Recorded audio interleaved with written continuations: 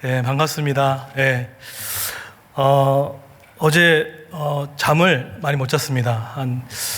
이상하게 잠이 안 오더라고요. 막 떨리고 또 기대도 되고 또 설렘도 있고 해서 잠을 이렇게 못 잤는데 한 2시간 잔 것 같아요. 근데 이제 저보다 더 잠을 안 잔 한 분이 계시더라고요. 저 아내입니다. 아내는 어제 1시간 자고 왔다고 얘기하더라고요. 너무 잠이 안 와서 어저께 수학 공식 원주율을 자꾸 외웠다고 얘기합니다. 그래서 3.14, 3.14 이렇게 하다가 1시간 자고 이렇게 왔는데 그만큼 하나님 말씀이 전하는 이 장소가 평범한 장소가 아니고 또 강단에서 혼자 말씀을 증거하는 이 시간이지만 틀림없이 하나님께서 우리 삼일교회와 또 저희 동시간에 온라인 예배를 드리는 우리 삼일교회 모든 성도님들 또 저희 그레이스교회 모든 성도들 가운데 틀림없이 하나님께 주실 인생의 메시지가 있다고 생각을 갖습니다. 저는 이제 삼일교회 2번째 이제 오게 됐죠. 한 4년 전이죠. 그때 이제 오게 됐는데 그때 그런 기도를 했던 기억이 나요. 하나님, 이유는 잘 모르겠지만 말씀을 전하게 해주세요라고 했던 기억들이 있습니다. 그러고 나서 한 달 뒤에 한 4년 전인가요? 이 강단에 저녁 예배 때 선 기억들이 있고요. 또 얼마 전에 제가 오늘 이 자리에 섰던 것도 한 2달 전이죠. 2달 전에 하나님 이상하게 여기서 말씀을 전하게 해주세요. 누가 시킨 게 아닙니다. 그런데 그런 기도를 하고 나서 얼마 후에 이제 고석창 목사님을 통해서 이제 집회 말씀을 이제 전하게 되었습니다. 근데 왜 이렇게 부족하고 뭔가 내놓을 만한 어떤 성과 뭐 그런 것도 없는데 하나님께서 2번이나 이렇게 부르셨을까 그런 생각들을 하게 됐습니다. 그런데 그런 상황 가운데 놓여 있다가 설교를 준비하는데 자꾸 눈물이 나는 거예요. 물론 딱 한 번 흘렸습니다. 근데 눈물이 자꾸 나고 했는데 마음이 좀 이렇게 뭐라고 할까요? 이렇게 눈물이 나고 마음이 짠하는 그런 마음들이 들기 시작했습니다. 과연 이건 뭘까? 그런 마음에 들고 있다가 이제 설교를 준비하는 가운데 월요일부터 수요일까지 우리 서정인 목사님의 은혜로운 말씀에 또 잘 들었고 또 그 목사님이 올려주셨던 이 설교의 제목을 보니까 저와 너무 비슷한 맥락의 설교였고 또 어제 저희 옛 진장님이었던 이명진 목사님의 설교도 다르지 않았다라는 생각이 들면서 한 성령께서 한 목소리로 지금 계속해서 주시고 있다는 그런 생각과 마음들을 들게 되었습니다. 그래서 틀림없이 하나님께서 오늘 이 시간 가운데도 동일한 메시지로 주시자고 믿습니다. 우리는 지금 전대미문의 코로나 상황들을 겪고 있습니다. 그런데 우리 미래연구원이라든지 많은 전문가들이 이렇게 내다보고 있다고 하죠. 2020년도는 코로나의 전쟁 시간이라면 2021년도는 그동안 미뤄뒀던 이제 경제와의 전쟁이 될 거다라고 이렇게 말씀을 합니다. 그러고 나서 2020년도에는 2021년도를 어떻게 보내느냐에 따라서 양극단 이런 사회가 더욱더 치달을 수 있다라는 조심스러운 전망을 하고 있습니다. 근데 이런 전망이 비단 세상만의 전망이 아닐 겁니다. 경제만의 전망이 아닐 거라는 생각 같습니다. 우리 한국교회뿐만 아니라 삼일교회, 저희 그레이스교회를 포함해서 모든 교회가 2020년 이 12월 또 2021년도 이 한 해를 어떻게 보내냐에 따라서 하나님이 주시는 그런 인도하심과 미래의 이끄심이 전 달라질 거라는 생각들을 하게 됩니다. 근데 이런 상황 가운데 많은 기대감을 갖고 우리도 기대하고 예배하고 있는데 어제 오늘 이 확진자의 증가 추세를 보니까 끊어지지가 않고 있죠. 저희 교회도 올해 2월 달부터는 거의 3단계에 준하는 코로나 방역을 공공 방역을 지키고 지금까지 계속해서 해오고 있습니다. 근데 이렇게 지금까지 이 확진자가 계속 증가 추세가 있다 보니까 점점점 멈춤 현상이 일어나죠. 소비도 멈추게 되고 우리의 일상도 멈추게 되고 심지어는 사람과의 관계도 멈추게 되는 모든 중단된 일상들을 경험하는 이 시간을 우리는 겪고 있습니다. 그래서 너무 소소하게 차 한잔 마시고 소소하게 식사 한번 하고 또 만나서 여행 가는 거, 어떻게 평범할 수 있는 일상들이 점점 중단되는 일상 가운데 과연 하나님께서 이 중단된 일상과 중단된 멈춤 가운데 과연 교회와 우리 성도님에게는 어떤 메시지로 우리에게 다가올 것인가 라는 생각들 들었습니다. 그런데 기도하고 말씀을 준비하는 가운데 들었던 큰 생각 중에 하나가 뭐냐면, 우리가 1년 동안 사회적 거리두기를 얼마나 잘했습니까?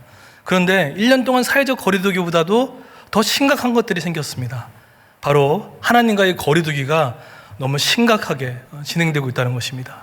우리는 공공방역에 있어서 너무나 잘 지키고, 특별히 삼일교회를 더 제가 사랑하는 것은 초기 대응을 너무 잘했던 대형교회 중에 한 교회라고 생각을 합니다. 너무 잘하셨어요. 그런데 지금 많은 교회와 많은 성도님들이 하나님의 사회적인 거리두기는 너무 잘 되고 있는데, 하나님의 거리두기를 점점 하고 있는 그 일들이 속출하고 있습니다.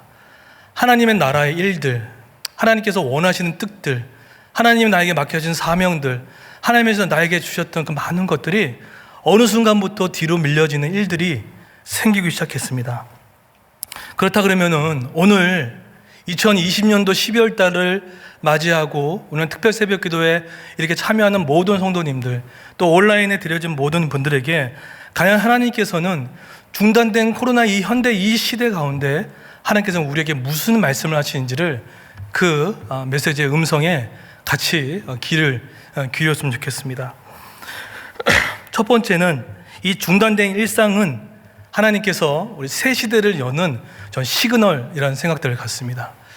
요한복음 2장은 두 가지 사건으로 구성되어 있습니다.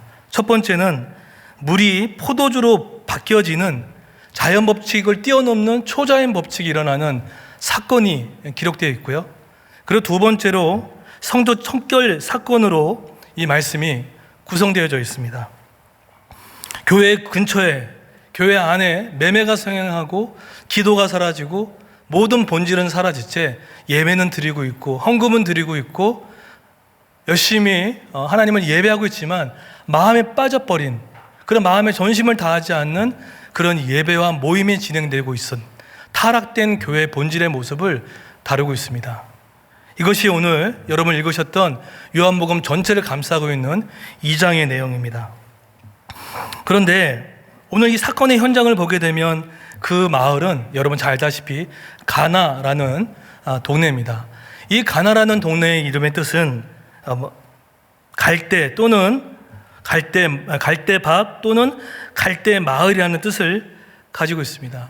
어떻게 보면 예수님 편에서는 참 의미 있는 곳이기도 하죠.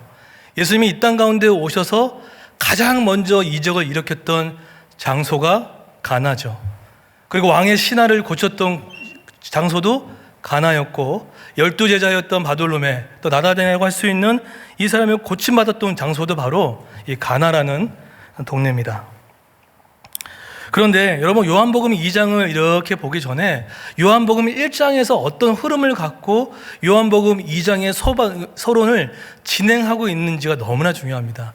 왜냐하면 요한의 기자는 요한복음을 기록해 나가면서 상당히 공간복음과 다르게 이 요한복음을 기록해 나가죠. 족보로 시작됐던 다른 공간복음에 비해서 바로 성육신하신 예수 그리스도를 바로 직통으로 소개하는 내용으로 요한복음은 구성되어져 있습니다.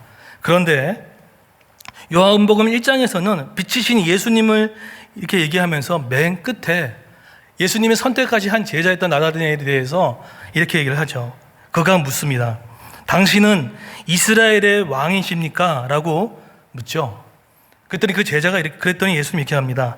이보다 너는 더 큰 일을 할 것이다 라고 이렇게 예수님이 얘기를 하십니다. 뭔가 암시를 주고 있어요. 요한복음 1장을 읽다 보면은 그냥 넘어갈 수 있는 내용인데 대체 그 큰 일이 대체 무엇일까? 그래서 요한복음 2장을 궁금하게 여기게 만듭니다. 그래서 요한복음 2장에 들어갔을 때 오늘 성경은 그 메타포로 혼인잔치의 메타포를 사용합니다. 오늘 이 장소는 바로 가나안의 혼인잔치였습니다. 여러분 잘 알다시피 가나안 풍습에 의하면 약혼식과 결혼식은 나눠져 있죠. 그래서 이 약혼식은 카두신이라고 합니다. 약혼식이에요. 그리고 두 번째로 후파라고 합니다.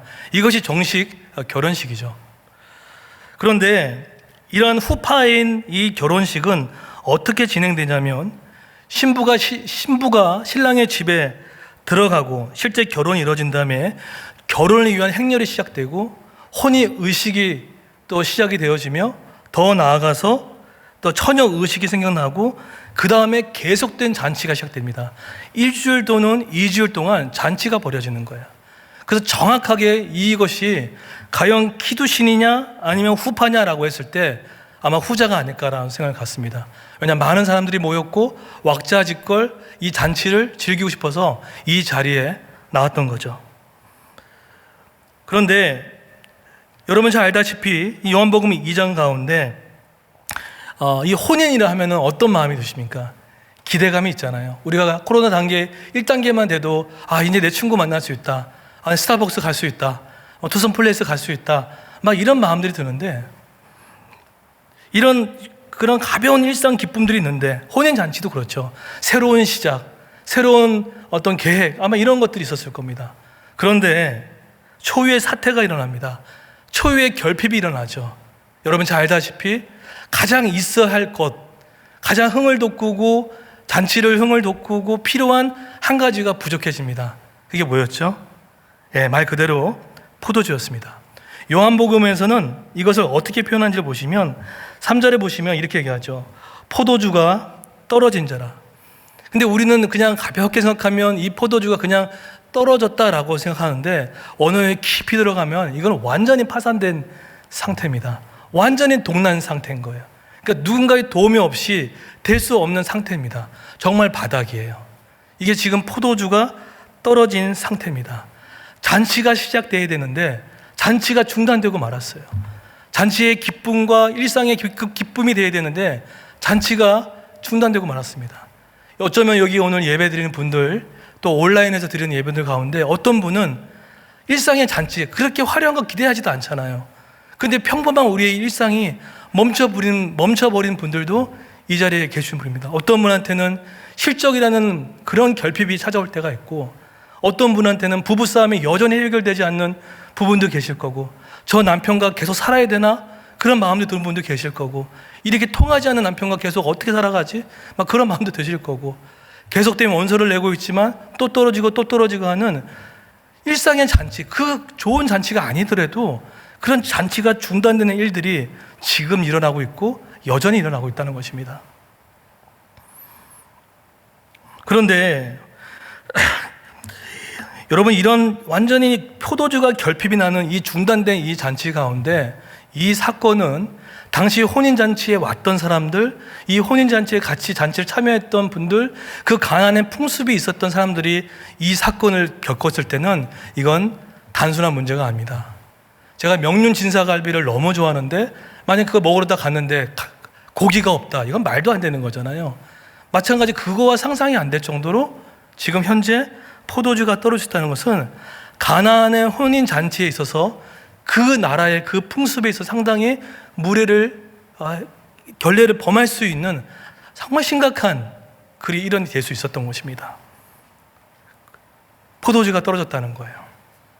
그런데 이때 예수의 어머니가 상당히 단호한 행동을 합니다. 어떡하죠? 단호한 행동을 하면서 누굴 찾아갑니까? 이미 초대받은 예수님께 가서 어떻게 하죠? 여러분 잘 알다시피 예수님 포도주가 떨어졌다고 얘기합니다. 해석학적 접근에 의하면 지금 어머니는 지금 초대받은 게 아니라 이미 와 있는 상태입니다. 그런데 제가 이 묵상하면서 생각했던 건 이 예수의 어머니는 그 나라와 뿐만 아니라 가나안의 풍습에 상당히 익숙했던 거예요. 이것이 떨어지고 났을 때 잔치의 여파가 어떻게 맺혀질지 잘 알고 있었던 모양입니다. 그래서 예수께 나갑니다. 그런데 여러분 왜 예수님의 어머니가 이거를 사오면 되고 빌려오면 될 것 같은데 왜 예수님께 나갔을까요? 여러분 성경이나 우리의 신앙은 뚝 떨어지는 법이 없습니다. 여러분의 현재의 기도 생활, 여러분의 현재의 모든 신앙 생활은 뚝 떨어지는 법이 없죠. 예수의 어머니도 예수 이런 파산된 상태, 중단된 이 상태의 결핍에 놓여 있었을 때 그 어머니는 학습이 있었어요. 어떤 학습이 있었죠? 목자로부터 들려지는 그 예수에 대한 이야기, 또 시므온과 안나를 통해서 있었던 일들, 이 예수가 보통 분은 아니다 라는 생각들을 그 안에 있었고, 파산되고 완전한 결핍 이 상태에, 그렇지만 그분께 나가면 이 문제는 해결될 수 있겠다라는 생각들을 그가 하고 있었다는 거예요. 그러면서 어떻게 합니까? 그 얘기를 들었던 예수께서 정결의 상징이 되는 항아리에 물을 가득 채워라 라고 합니다. 근데 이 단어가 상당히 단호한 태도입니다. 긴급하게 빨리 채우라는 거예요. 예수께서 우리의 삶의 결핍과 지금의 무너지는 우리의 삶을 하나님께서 손 놓고 팔짱 끼고 여유롭게 보시는 분이 아니신 거죠. 어떻게 보면 지금 이 사건은 물은 옛 시대를 상징합니다. 그런데 이 포도주는 새 시대를 말합니다. 즉 하나님의 나라가 지금 개입되고 있다는 것에 대한 이야기를 지금 표면적으로 얘기하고 있는 거예요. 이건 뭘 상징하고 있을까요? 에덴 동산 안에 창조주와 피조물의 모든 관계가 너무 완벽하고 기쁨의 잔치였습니다. 그런데 문제가 있었죠. 죄로 말미암아 잔치가 끝났어요. 구약에서부터 잔치에 중단된 사태가 되어집니다. 결국은 이 가나안 2장에서는 중단된 잔치를 통하여 하나님의 예수의 개입을 통해서 다시금 여시는 그 창조주와 피조물이 깨어진 그 상태에 죄로 말미암아 멀어졌던 그들을 예수가 침투해 들어오심으로 우리와 연결시켜주는 놀라운 역사의 반증, 이것이 바로 가나안 혼인잔치가 주어지는 중요한 우리에게 주시는 메시지라는 거예요. 아마도 이 잔치는 사실은 누가 만든 게 아닙니다. 코로나도 누가 만든 게 아닌 것처럼 이런 외부적인 중단의 일에서 일어났습니다. 얼마 전에 어떤 분과 전화 통화를 하다가 한 청년이 저한테 안부 전화가 왔어요. 목사님 잘 계세요? 그랬더니 예, 잘 있어요. 한 1년에 한 번, 두 번 정도 연락 오는 우리 형제인데 전화가 참 반갑더라고요. 예, 잘 지내요. 저도 물어봤죠. 넌 어떻게 지내? 잘 지내고 있어요. 교회는 잘 다니고 있어요. 그래서 진짜 잘 못 다니고 있어요. 그래요. 왜 거짓말을 해? 이제 그런 얘기를 했는데, 근데 왜 못 다니는 것 같아? 코로나인 것 같아? 아니요. 그러더라고요. 비록 코로나 때문에 예배가 중단되고 모임이 중단된 상황 가운데 진짜 문제는 그 형제 마음 가운데 코로나가 문제가 아닌 거예요. 코로나 뒤에 자기의 신앙이 숨겨져 있다는 것에 대한 솔직한 표현이었습니다. 개척을 하다 보면 현장에 있다 보면 이 중단된 일상들이 자주 겪습니다. 변화무쌍하니까요. 계획을 세울 수 없습니다. 3개월 이상 계획을 세워도 또 바뀌기 때문에 계속해서 다시 수정하고 다시 가고 그렇게 하죠. 얼마 전에 이 설교를 준비하다가 어떤 한 웹툰 작가의 그 영상을 좀 보게 됐어요. 한 청년이었습니다. 근데 청년이 부모님이 목회자 부부였던 것 같아요. 근데 어떤 일인지 모르겠지만 빚을 엄청 지었던 모양이에요. 근데 장녀인 이 청년이 그 빚을 갚으려고 정말 3년 동안 속된 말로 죽어라고 고생을 한 것 같아요. 그러면서 그 딸이 그렇게 고백했다는 거죠. 하나님께서는 풍성하시다며요. 근데 왜 자꾸 저에게는 이렇게 결핍이 오고 왜 저렇게 가난하게 하십니까? 제가 부모의 빚까지도 갚아야 됩니까? 막 부모님께 얘기하진 않았지만 되게 마음이 어려웠던 거예요. 그 하나님이 믿어지지가 않는 거예요. 그의 삶에 중단된 상태, 중단된 현실이 계속 밀어닥치기 시작한 거죠. 그랬더니 중단된 현실 가운데 어떤 분은 그걸 버티고 가는 분이 계시고, 이 청년은 하지 말아야 할 극단적인 선택을 2번을 시도합니다.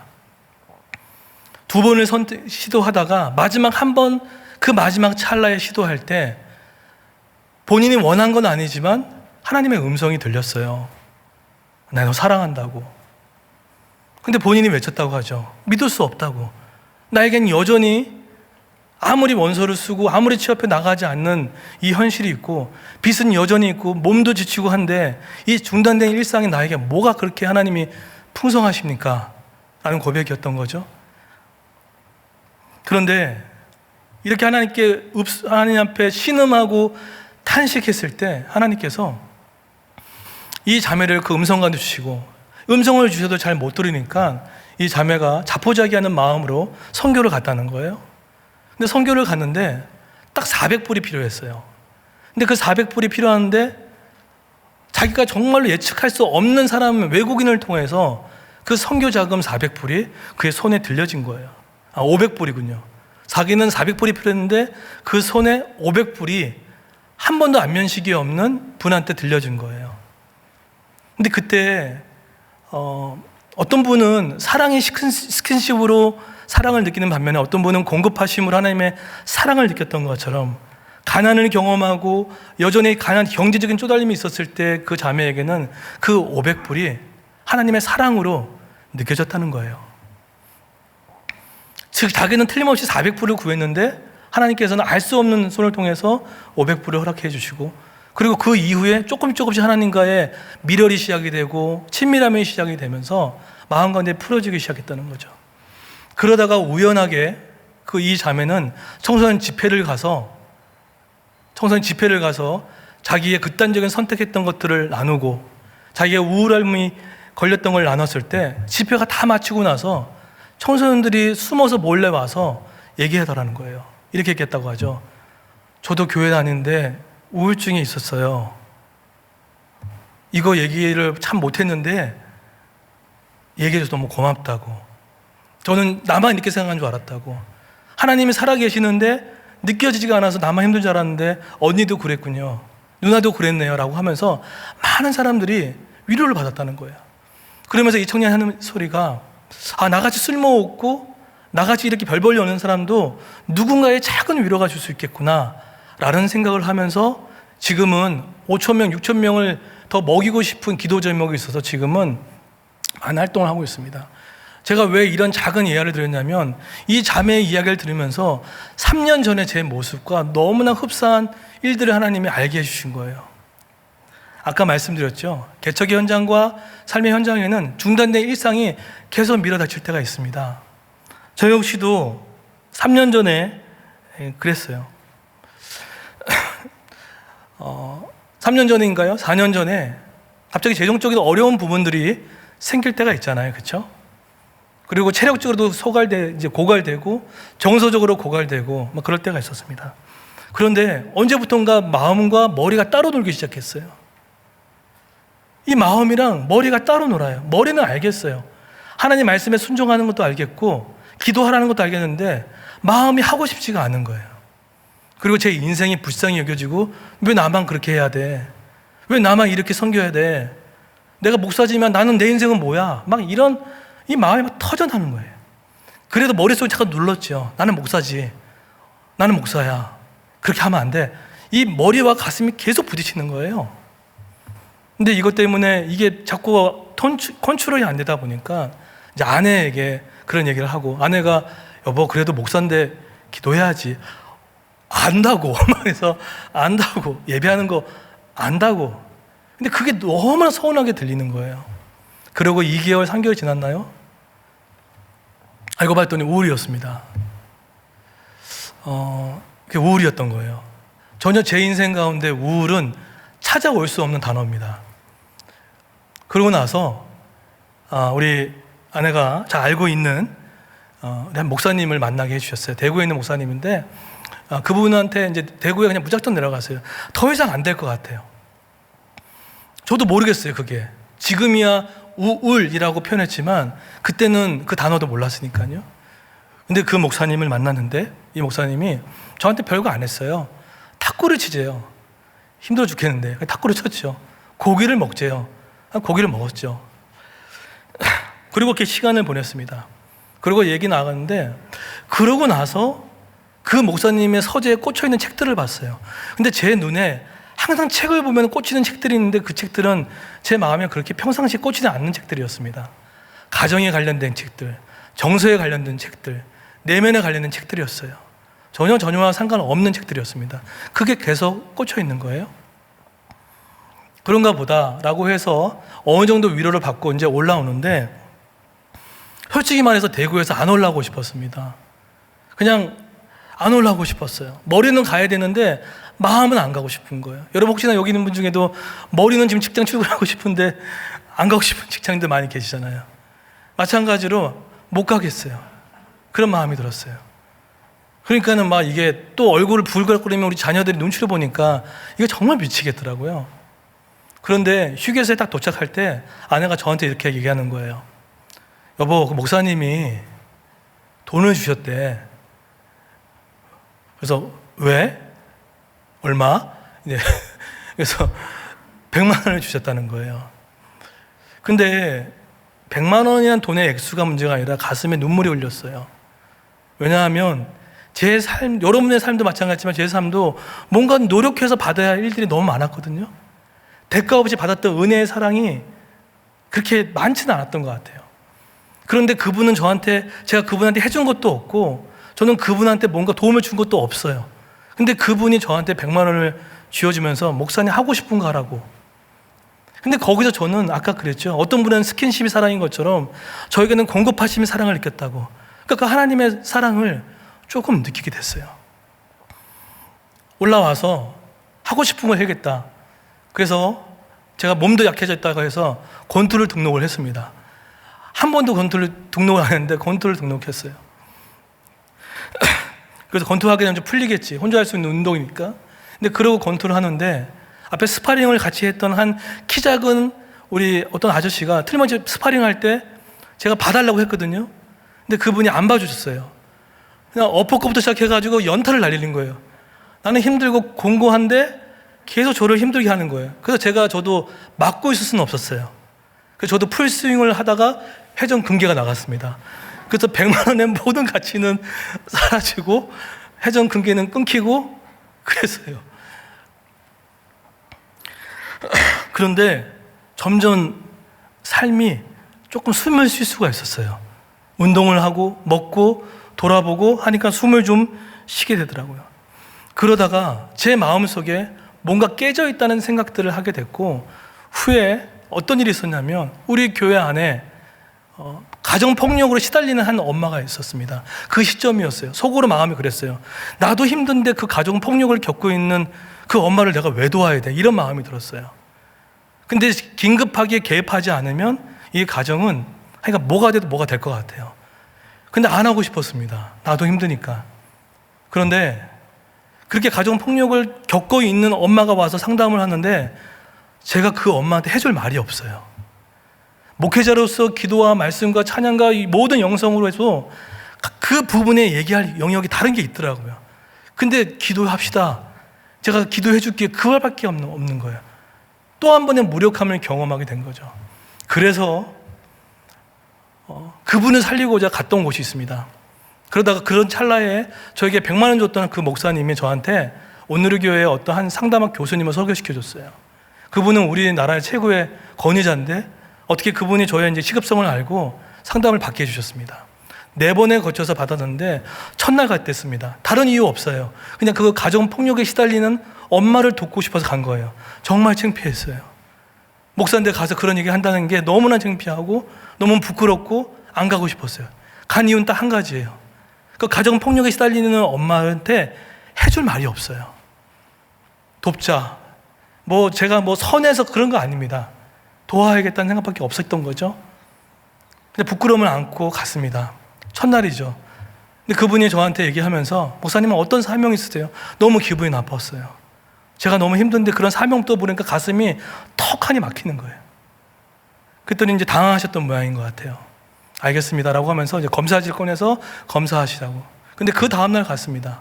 그 다음날 갔더니 교수님이 제가 문을 열고 딱 들어간 순간에 막 눈물을 흘리시는 거예요. 아니 왜 그러세요? 라고 했더니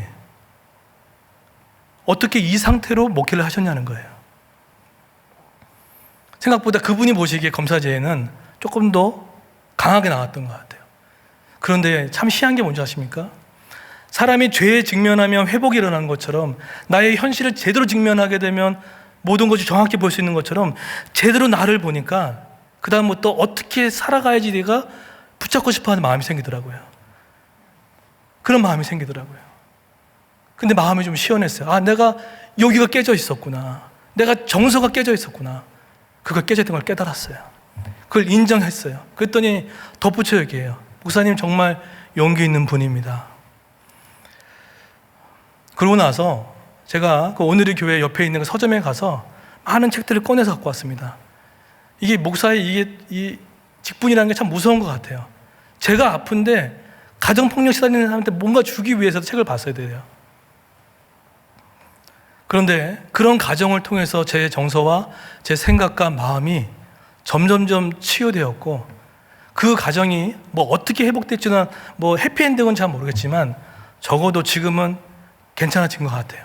그리고 그 뒤로 저와 아내의 관계가 오랫동안 15년 동안 너무 사이 좋았지만 말할 수 없는 갈등 속에 있었던 그 문제들이 점점 풀려나가고, 교회 안에 부부 갈등이 있었던 가정들이 조금씩 풀려나가면서 가정이 점점 세워가는 것들을 경험하게 되고 보게 되었어요. 심지어는 그것을 통하여서 제 마음 가운데 제 입술에 가정이라는 단어가 한 번도 나올 수 없는 그 일인데, 그 가정을 돕기 위해서 지금은 곧 있으면 작은 도서관, 가정 전문 도서관을 곧 오픈합니다. 아주 작지만 깨어진 가정, 미혼모 가정, 성폭력에 시달리는 가정들을 도우려는 그 가정을 돕고자 지금 가요. 제 예상과 계획에 없던 가정들입니다. 참 희한하죠? 아까 그 자매 이야기도 그렇고 저의 삶에도 중단된 일상이 온 겁니다. 중단된 결핍이 온 거예요. 그런데 이미 초대받은 예수님이 내 안에 계시고, 그런다면 지금의 중단된 일상과 중단되어 버린 나의 결핍은 결코 하나님 믿는 믿음 안에서는 끝나지 않는다는 거예요. 그분의 성령의 운행하심과 역사함으로 말미암아 새 시대를 열어가시는 놀라운 역사의 반증이 반드시 우리의 삶에 있다는 것입니다. 그런 하나님이 여러분과 저와 하나님 되기를 예수의 이름으로 축원드립니다. 그런데 이런 중단의 일상 가운데 찾아와 주셔서 할 때 제가 유독 눈에 걸렸던 사람들이 있었는데 바로 그 하인들이었습니다. 예수가 말씀하시죠. 예수 말씀 그대로 해라. 너에게 무슨 말씀을 하든지 그대로 하라고 단호하게 얘기를 했죠. 긴박하게. 그랬더니 하인들이 이 얘기를 듣고, 여러분 이 요한복음의 2장에 나오는 이 하인들을 그런 노예가 아닙니다.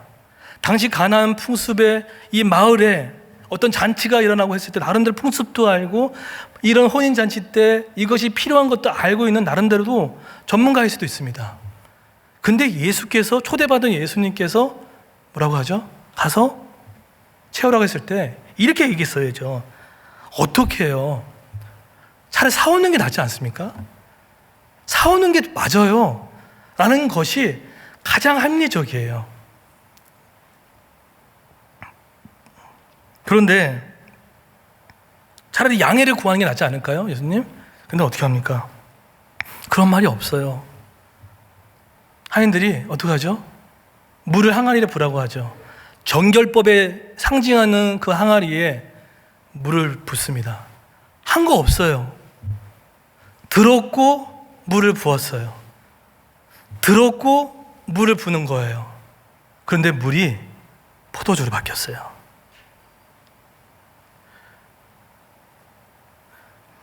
이것은 우리가 이 땅을 살아가면서 단순히 이 세상은 자연 법칙만을 존재하는 것이 아니라 초자연 법칙도 존재할 수 있다는 것을 우리에게 알려주고 있다는 것입니다. 신학적으로, 목회적으로, 실력적으로 뛰어나야 되겠죠. 물론 뛰어나야 합니다. 하지만 더 나아가서 무엇이든지 예수 말씀대로 그대로 하라라는, 어떻게 보면 상당한 단순한 믿음이요, 그 믿음이 하인에게 있었던 거예요. 물을 부어라. 포도주가 바뀐 거죠. 얼마 전에 개인적인 고민 때문에 칼빈대 어떠한 교수님과 이야기를 나눌 때가 있었습니다. 교수님께 이런저런 이야기를 나누다가 저한테 이러는 거예요. 목사님, 네, 창세기에 나오는 요셉이 여호와 함께 하심으로 나왔을 때 함께라는 그 단어가 목사님한테는 어떤 의미로 들리세요? 뭐 그냥 함께겠죠. 그랬더니 그분이 이렇게 얘기하시는 거예요. 그냥 참 와닿았어요. 여기서 말하는 함께는 하나님이 언제든지 은혜의 관점으로 그렇게 다가오는 한계가 있지만 우리 편에서도 그걸 반응해 나가면서 나가는 것도 함께의 의미가 담겨졌다는 거예요. 사실 어떻게 보면 하나님 우리를 다 찾아와 주시고 은혜 베풀어 주시지만 다니엘처럼 모르드게처럼 우리가 나아가는 그런 함께도 분명히 존재할 수 있다는 것입니다. 그것이 함께라는 의미인 거예요. 하인이 듣고 나서 예수님이 하시겠지라고 하지 않고 그들이 할 수 있는 아주 단순한 일, 물을 붓는 행위밖에 없었습니다. 근데 물을 붓는 행위를 통해서 물이 포도주로 바뀌는 일들이 생깁니다. 오늘 이 자리에는요, 물이 현재에서 포도주로 바뀌어야 숨을 쉴 수 있는 분들이 온라인과 현장 가운데 있을 수 있습니다. 하나님, 지금 이 물이 포도주로 바뀌어야 됩니다. 하나님, 우리 가정이 포도주로 바뀌어야 할 사항이 필요합니다. 하나님, 우리 자녀들이 포도주로 바뀌어야 할 이 사항들이 필요합니다. 그런데 제 이성으로는 전혀 작동이 안 됩니다. 근데 물이 포도주 바뀌어야 돼서 할 수 있는 그 사항들이 있는데 이런 사항들이 있는 거예요. 2달 전에 교회에서 예배를 열심히 드리고 기도하는 모든 가운데 갑자기 집주인한테, 건물주인한테 연락이 왔어요. 목사님, 교회를 비워주셔야 됩니다. 기도가 있었고 말씀도 있었고 성령이 충만했었던 교회였습니다. 잘 하고 있었어요. 근데 건물주인이 교회 당을 빌려달라는 거예요. 인테리어도 끝난 지 얼마 안 됐는데. 근데 딱 며칠만 당황스러웠습니다. 왜냐하면 경험이 있었기 때문에요.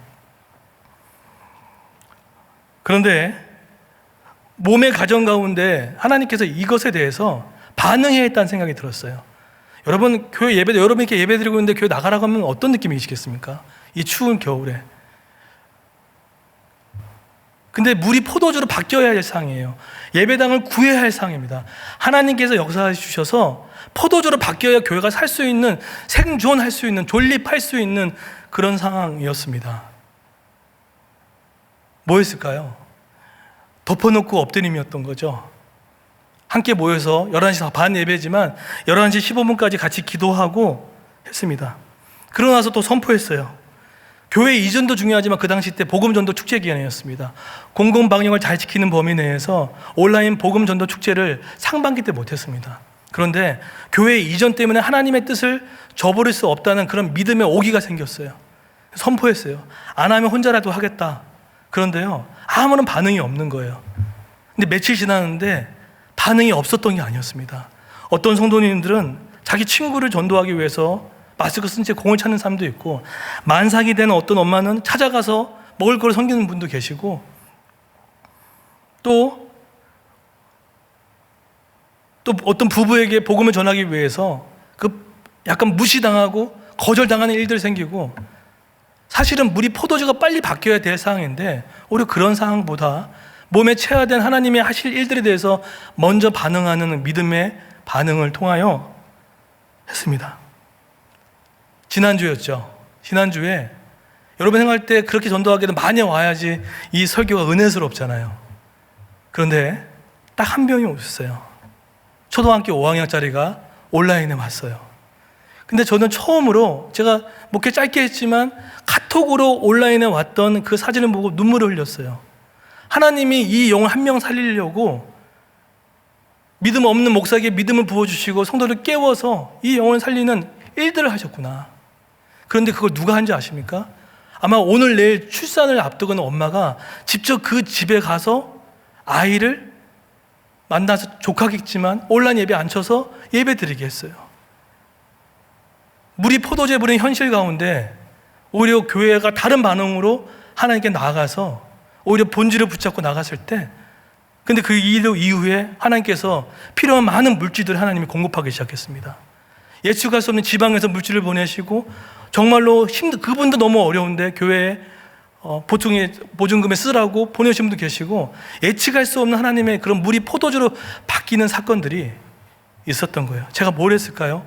제가 한 것까요? 아닙니다. 예수께서 무엇을 말씀대로 그대로 하라, 따른 것뿐이에요. 큰 성과와 큰 열매가 아닙니다. 근데 그 안에 하나님께서 여러 가시는 일들을 경험하게 되었습니다. 오늘 이 자리에는 물이 포도주가 바뀌어야 하고 싶어서 이제 나오신 분도 계실 겁니다. 그러면 언제든지 그 구속하신 예수 그리스도는 여러분과 함께 와 계십니다. 그러면 이제는 여러분께서 그 믿음의 반응을 통해서 나가는 그런 놀라운 역사가 있었을 때 이 가나안의 혼인잔치는 이 마을에서만 끝나는 것이 아니라 오늘 내 삶에도 우리 가정에서도 일어날 줄을 믿습니다. 중단된 일상, 중단된 코로나의 모든 상황 가운데는 하나님께 우리에게 주시는 메시지가 있습니다. 내가 새 시대를 열 거다. 그리고 나는 너와 언제와 함께 하겠지만 너의 믿음을 통하여서 나는 역사하리라. 물이 포도주를 바뀌는 사건을 통해서 중단된 하나님의 나라가 다시 시작되기를 원합니다. 여러분, 코로나 때문에 코로나 뒤로 하나님 뒤에 숨어있던 분들 커밍아웃 하십시오. 코로나가 우리의 신앙이 지배되지 않도록 하십시오.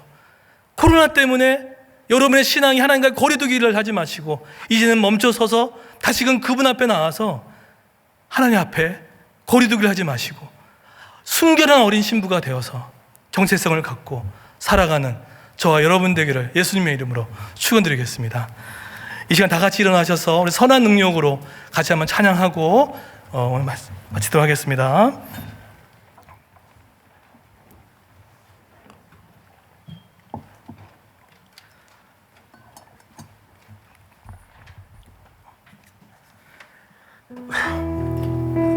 이 찬양은 1945년도 디트로 보네퍼 목사님이 자기 아내에게 보냈던 마지막 편지입니다. 이 편지를 쓰고 나서 보네퍼 목사님은 죽음을 당했죠. 나치에 저항해서 정권에 휘둘리지 않기 위해 저항했던 한 목사님의 순교를 담아진 이 시가 나중에 70년대 편곡이 되어서 나왔던 곡인데, 어쩌면 이 그레이스 교회 가운데 또 삼일교회 공동체 가운데도 동일한 순결한 신부가 되어서 하나님의 정체성을 갖고 코로나의 뒤로 숨지 아니하고 정결한 신부로 나오기를 소망하는 마음으로 이 찬양 주님께 드립니다. 주 선한 능력으로 같이 찬양합니다. 주 선한 능력으로 안으시네 그 크신 팔로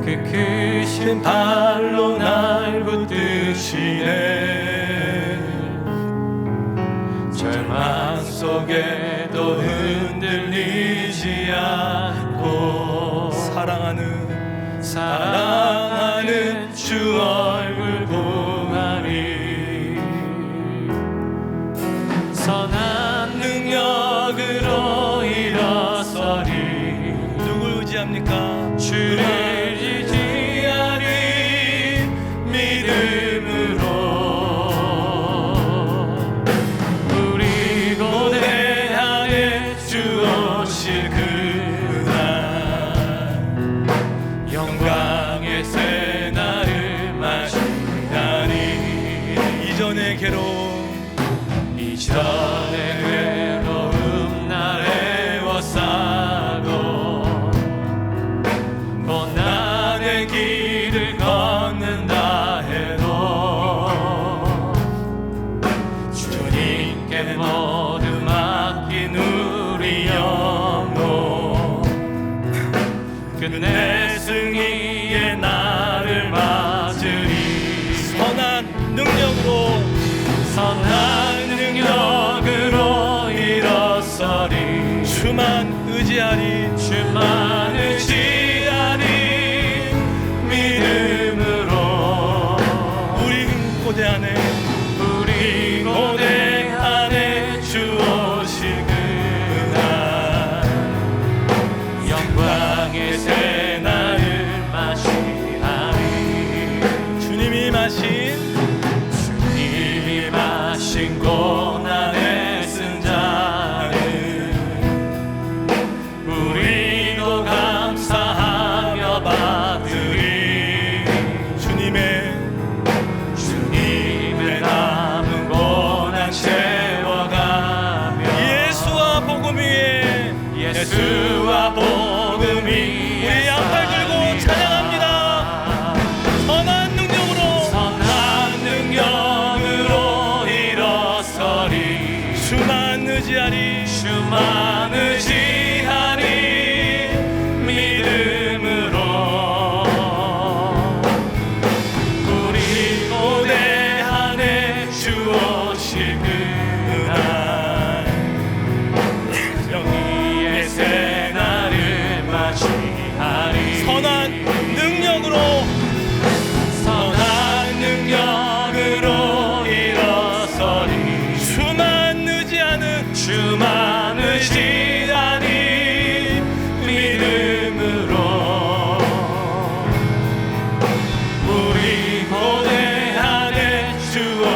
주오실 그날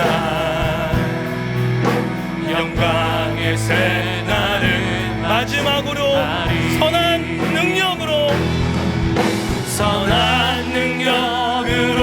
일어서리 주만 의지하리 믿음으로 우리 고대 안에 주오실 그날 영광의 새날을 맞이하리. 중단된 일상은, 중단된 결핍은 하나님께서 새 시대를 연다는 그런 믿음의 확신을 갖게 하시고, 더불어서 하나님 우리의 옛 시대는 가고 새로운 시대가 삼일교회 가운데 우리의 가정과 개인의 삶에 일어나게 하여 달라고. 하나님, 물이 포도주로 바뀌는 것은 우리의 소관이 아닙니다. 주 말씀 그대로 작은 거지만 순종해 나갈 때 그분의 일하심과 경험할 수 있는 그리스도교회 되게 해달라고, 우리 가정 되게 해달라고 같이 주여 한번 부르시고 기도하도록 하겠습니다. 주여! 하나님 아버지 하나님 이 시간 정말로 간절히 기도합니다. 하나님 믿음의 눈을 열어 하나님 아버지,